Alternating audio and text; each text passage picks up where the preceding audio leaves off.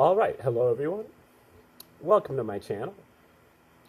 This is an educational channel where we take a look at great theories of everything ancient and modern from primarily obscure sources and try to chop them up and help you figure out and help me figure out how to use these things in our own lives to help us with our paradigm shifting, our awakening to 5D consciousness, our formation of a holistic worldview, our quest for better spiritual, mental, and physical health. Today is the 52nd video that we've done on Daniel Ingram and his book called Mastering the Core Teachings of the Buddha.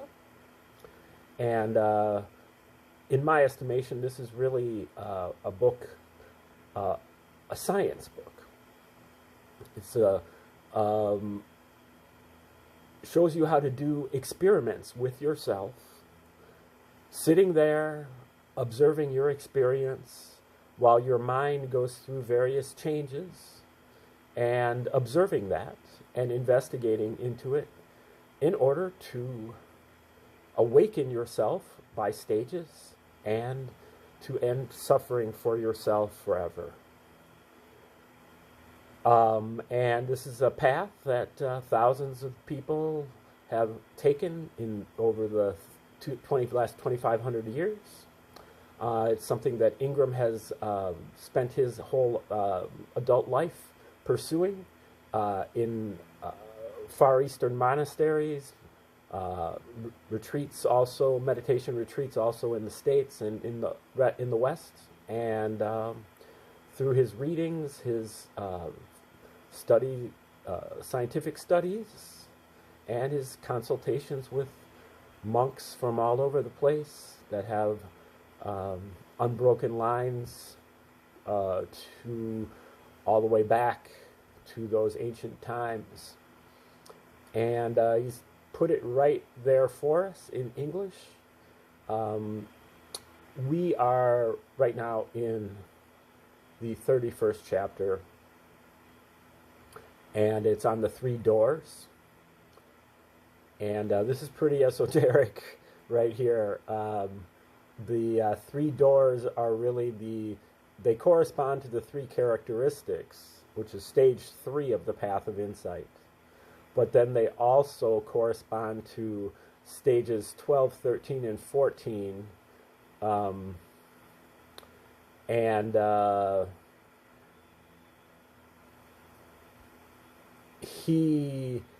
It sounds like he's done this hundreds of times in an experiment, and only a few of those times has he really, has the experiment yielded the results that he's looking for.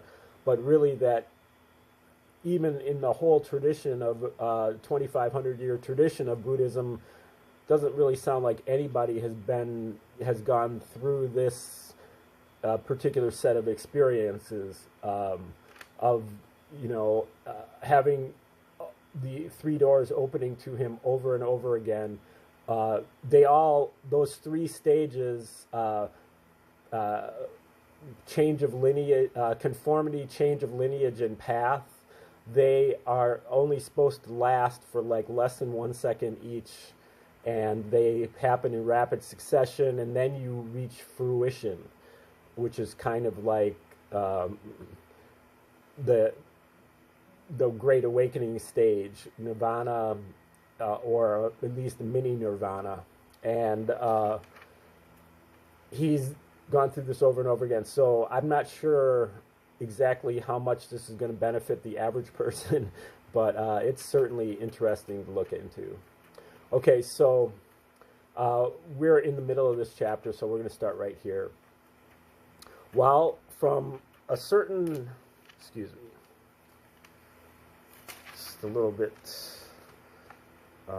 windy here, and yeah, sorry about that. Okay, while from a certain point of view, we could say that concentration can't get any stronger than it is in conformity knowledge or the entrances to the 3 doors. It is also true that those with stronger concentration in general will have clearer and more dramatic experiences of these doors. Some people also just seem to be more wired to appreciate the fine points of what is happening with the doors in general. Repetition and resolutions to perceive the doors clearly also may help practitioners appreciate these fine points. When the suffering aspect predominates, while combined with the no-self aspect, again, the moving toroid phenomenon happens, except that it can be quite distorted or cone-like. The universe can rotate up or down and away from us, so that the primary experience is of an image falling from this side, though with the hint that it might be coming back around to this side. When the suffering door aspect predominates with impermanence present, then the three moments in which the universe is ripped away from us are distinct. When the suffering aspect predominates, the experience always feels like something was violated or wrong with what happened, like something essential was torn from us, or at least there is finally no sense of a me from which to have something torn. For those working on the higher paths, reflecting on the ways that the few moments before fruition have presented themselves can be very interesting and helpful.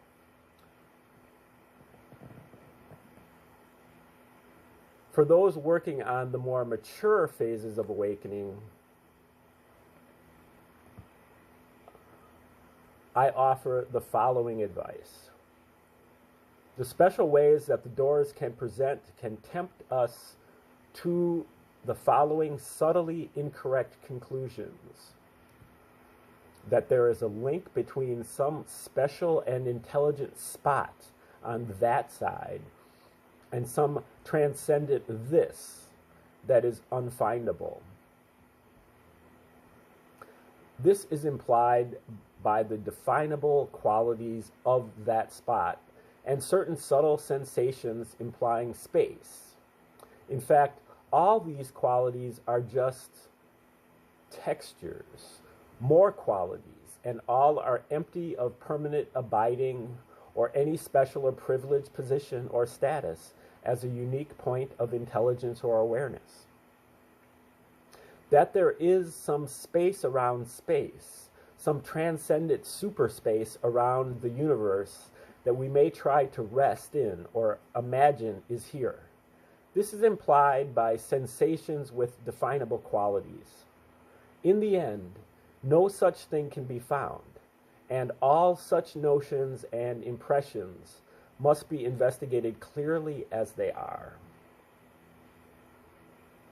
That there is some void-like potential that creates or gives rise to all of this, and to which all of this returns.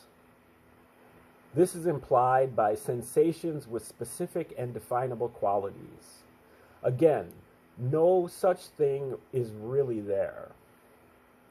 Seeing that these qualities that seem to imply something very special are actually just more qualities that we have misinterpreted as being potentially permanent, abiding refuge can reveal the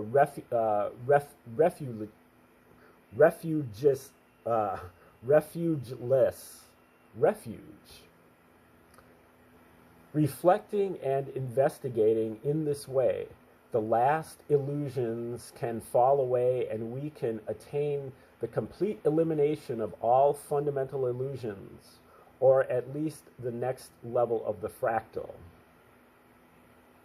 It is also crucial to notice what happens as experience and the illusory sense of a separate experiencer become established in the fraction of a second when fruition ends and sensate experience restarts. In this brief period of perspective reestablishing itself, we again can fall into believing that a sense of perspective and duality are the same thing. We can get lost in the fact that the eyes, ears, body, etc. clearly have some built-in sense of vantage point, that thoughts related to the mental impressions of phenomena generally occur in the region of the center of our heads, that the sensations that make up intentions generally seem to occur here, and the actions they result in often occur there. And buy into our mental models of ourselves without recognizing those as the simple sensate phenomena that they are. However, it is critical that we notice that these functions that create the sense of perspective imposed by our biology are not the same as fundamental dualistic perception. They are simply the way the system works, the mechanics of this mammal, and need not imply that there truly or actually is some center point, some doer, subject, or agent. People can easily fall into the notion that perspective itself is the problem, when actually misperceiving the sensations that make up the ordinary sense of perspective is the problem. Contemplating these points deeply in practice can be quite helpful. Okay, that is the end of that chapter. And we're going to move on to chapter 32, which is entitled, What Was That? Welcome to the world of models, states, stages, and visions of goals to attain. The curse and blessing of knowing all of this terminology and theory is that there is a natural tendency to begin to try to apply it to our own experience and those of others, and tease out what's what. Beyond that, not only have I just provided enough information for a few of you to become master posers on the spiritual path, I have given some of you enough information to start obsessing way too much about where you are on the path. However, this is a trivial danger, and the reason why many senior Dharma teachers never include crucial orienting details in their books and teachings is completely beyond me. That it should be left to a young and cocky upstart like myself, who wrote the first version of this chapter in 1997, when I was 28 years old, to fill in this gap is less than ideal. My position in this second edition, being no longer so young or quite so cocky, remains the same in terms of my disappointment that clear guidelines are often unavailable or inaccessible or both. I know many teachers who have taught vastly more people than I have for many more years and helped them to navigate these stages and sort these things out many more times than I have, and this is still true even 2 decades from the first time I wrote this chapter. I think that this book should have been written by one of them and not me. However, here we are, here is the book, so my ideals clearly haven't come to much, which is par for the course in the world of ideals. And I can attest to that. I changed this chapter's name from Was That Emptiness? Since I have realized that emptiness is a loaded term that is variously interpreted in different Buddhist philosophical systems. Those interpretations are then refiltered, distorted, and misinterpreted by some of those who study and expound on those tenets. Adding to that, the generally negative connotations in English of the word emptiness increases the confusion, which is why I have changed the chapter's name for this edition.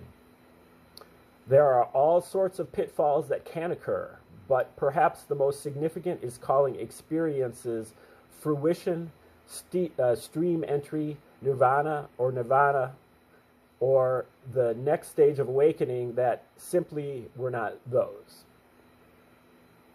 It is a mistake that we are likely to make more than once if we practice well, know these models, and care about them in the least.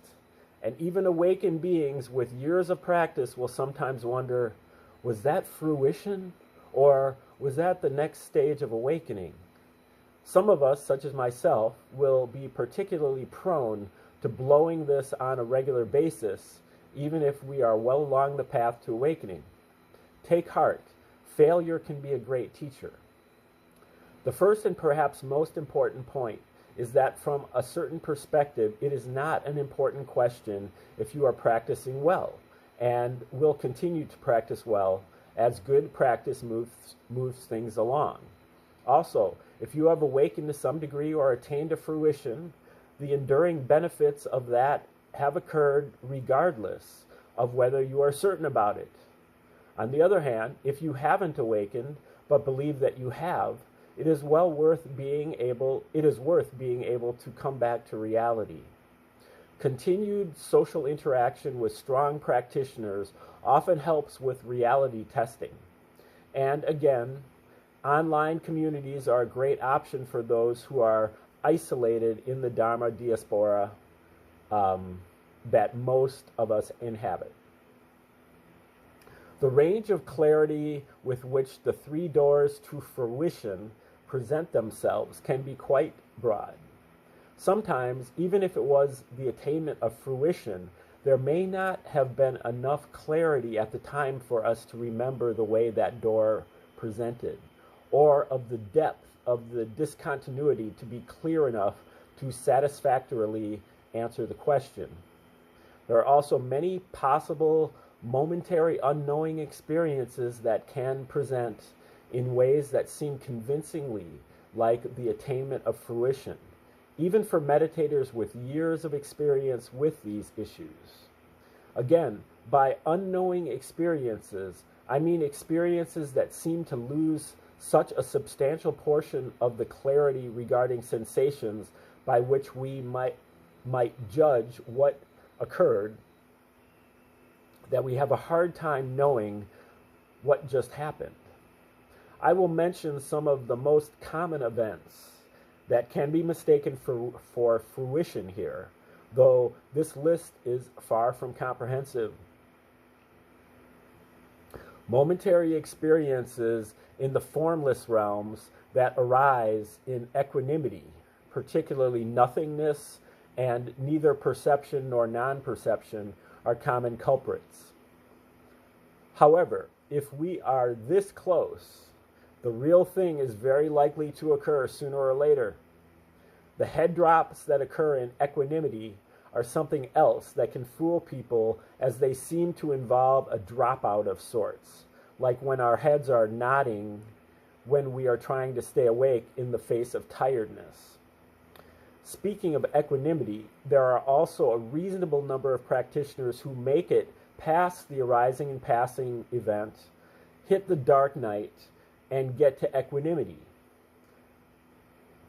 They may go through a few rounds of that and finally manage to get relatively established in the high end of equanimity and stay in that general end of the territory for some extended period, and possibly even until they die. They don't attain stream entry, but they have done something impressive. This attainment typically is relatively transformative. Many may mistake this for a more formal awakening, but it should neither be underestimated as a spiritual attainment nor denigrated, as being relatively stabilized in equanimity is vastly better than what most people achieve during their lifetimes. Equanimity can provide numerous valid insights as well as emotional and psychological benefits. Would I advocate that they push on into stream entry? Of course. Still, plenty of these practitioners derive enough satisfaction from this level of insight that motivation and inspiration to go further may drop off significantly, and they may continue to derive real and valid benefit throughout the rest of their lives from this achievement. Formless experiences arising from pure concentration practices have for millennia fooled people into thinking that they were fruitions. Formless experiences can arise at many stages and during many states, as earlier stated, pun intended.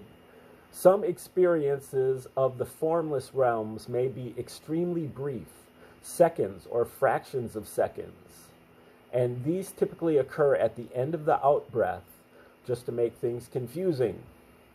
When in equanimity, the near miss that I call, he has a notation with numbers that he breaks down the jhanas into, N11, J8, that then causes the P8, JP, again, post-8th jhana function point, magic to occur, which makes so many attainments, such as fruition, much easier in its afterglow, can easily fool people into thinking it was fruition itself. That activating dip into N11J8 can be and often is extremely brief, as we dip into it as the breath goes down and come out as the next breath comes up. Regardless of how long N11J8 lasts, the P8JP, post 8th jhana junction point, again, is the same, oddly. Misinterpreting this state as fruition can be good, as it will cause some who are overpowering their practice based on maps and models to chill out, which itself often makes the occurrence of an actual fruition easier. As mentioned earlier, insight stage 4, arising and passing away, particularly the arising and passing away event itself, the peak of the arising and passing away stage. Again, something not everyone who crosses the arising and passing away will notice distinctly, is a pernicious trickster and has fooled countless practitioners throughout the ages into thinking it was fruition or the attainment of a path. This may even fool accomplished meditators who are working on the next path. Note the arising and passing away typically shows up only once per path in the short term, with repeats typically taking a moderate period for us to fall back, months or years, depending, speaking in general terms, possibly shorter if we are strongly intending to go back to that territory. Whereas fruition is likely to be repeated much more naturally. Unusually heavy experiences of insight stage 5, dissolution, can be formless and murky enough to fool some meditators on occasion, as can any dramatic shift between any of the vipassana or shamatha jhanas, as these involve 3 or 4 impulsions or mind moments, followed by a momentary unknowing experience. Even the first shift into insight stage 1, mind and body, can fool some novices if it happens dramatically enough that they get fascinated with how unitive, pleasant, and clear the stage can be after the first shift into it. Often it is not possible to make a clear call about what was that, even if it was a fruition. While what follows is routinely considered to be dangerous information, I am happy to go to the far extreme of presenting largely taboo secrets if it helps to counteract the pervasive mushroom culture. Below are some basic guidelines that may be used when trying to honestly answer the question, was that a fruition? Okay, so he's got half a dozen points here. If there was any sense of an experience, even of nothingness, or something that seemed incomprehensible, particularly anything involving the vaguest hint of the passage of time, it is not fruition. This is an absolute rule. Repeating the film analogy, in fruition, it is as if a few frames of your life were simply edited out, and not that they were replaced with something, even if that something seems profound, formless, cosmic, timeless, or whatever. Okay, next one. If there was any sense whatever of a this observing a that, or a self of any sort that seemed present for whatever happened, it is not fruition. If you were there, that wasn't it. Next one. If there was not a complete sense of discontinuity, and if it makes any sense to think of time, space, perspective, or memory continuing across the gap in relation to it, it is not fruition. On the other hand, if the only way to remember what happened involves remembering just forward to the end of the door that presented, and then remembering back to when reality reappeared, keep reading. Next one. If on continued repetition of the unknowing event over days or weeks, it fails the above tests, write it off as something other than fruition. Unfortunately, not everyone will be able to repeat the experience easily, as explained in a bit. Next one. If continued repetition of that kind of unknowing event over days or weeks fails to give any clear experiences of the three doors and to reveal something very paradoxical and profound about the nature of the subject and object, be skeptical. And the final one. If there was a double dip into unknowing events with a few profound moments of clarity and altered experiences between them, as is characteristic of the arising and passing event, with one shift happening halfway down the out-breath and a second shift at the end of that out-breath, write it off immediately as more likely having been a rising and passing away related event, or possibly the early stages of equanimity. Okay, those are the 6, and let's just read a couple more paragraphs here. The first version of this book used to say, if the event cannot be repeated, write it off. Those who have attained a path will attain more fruitions naturally, maybe 1 to many per day, as they basically can't help but cycle. This turns out not to be true of all stream enterers. I shall give an explanation shortly. And then, if there is not a rather predictable pattern of stages and perspective shifts that begin to become clear, specifically following the course of the progress of insight from stages 4 through 15, as listed above, with their accompanying shifts in perceptual thresholds, write it off as something other than fruition. This brings me to the cardinal rule for sorting out experiences or attainments, which is repeat it again and again and be honest with yourself. Okay, we're going to stop right there and give you a little bit of a break, and me too. And then we will resume right here when we come back tomorrow. Thanks for tuning in today. Have a great day.